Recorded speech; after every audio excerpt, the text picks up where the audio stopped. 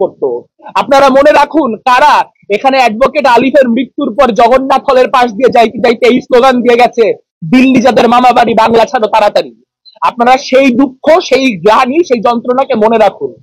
আমরা আহ্বান জানাতে চাই আমাদের অনাবাসিক ভাই বন্ধুদের প্রতি, আপনারা যাকে খুশি তাকে ভোট দিন, কিন্তু 9 তারিখ প্লিজ প্লিজ ভোট দিতে আসুন। আপনারা ভোট দিতে আসলে গোটা ইকুয়েশন বদলায় যাবে।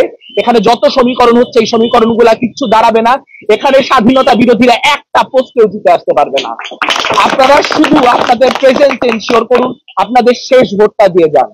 আর ভোটারদের প্রতি একটাই আহ্বান জানাবো, যারা আমাকে ভোট দিবেন না তারা তো আমাকে ভোট দিবেন না, তাদেরকে নতুন করে বলার কিছু নাই।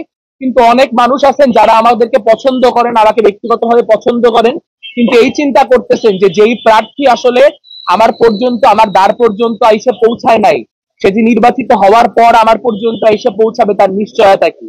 আমি শুধু এইটুকু বলতে পারি, আমার শেষ 5 দিন আমি প্রস্তুতি নিচ্ছিলামই যাতে করে আমি শেষ মানুষটা পর্যন্ত পৌঁছাইতে পারি, শেষ যে শিক্ষার্থীটা সেই শিক্ষার্থীটা পর্যন্ত আমার যে রিচ সেই রিচটা করতে পারি। কিন্তু আমার শারীরিক অসক্ষমতার কারণে আমি সেটা পারি নাই। আমি সেই ব্যর্থতার দায় মাথা পেতে নিচ্ছি। কিন্তু একই সঙ্গে অনুরোধটা করছি, যদি আপনি মনে করেন সামনের দিনের যেই পরিস্থিতি, সেই পরিস্থিতিতে শিক্ষার্থীদের লড়াইয়ের জন্য উপযুক্ত জিএস ক্যান্ডিডেট আমি, উপযুক্ত প্রার্থী আমাদের প্রার্থীরা, তাহলে প্লিজ আমি আপনার পর্যন্ত শারীরিকভাবে পৌঁছাইতে পারি নাই, এই কারণটুকুতে অন্তত আমাকে আপনার ভোট বঞ্চিত করেন না। যদি মনে করেন আমি যোগ্য প্রার্থী, তাহলে অন্তত এই গ্রেসটুকু আমাকে দিন।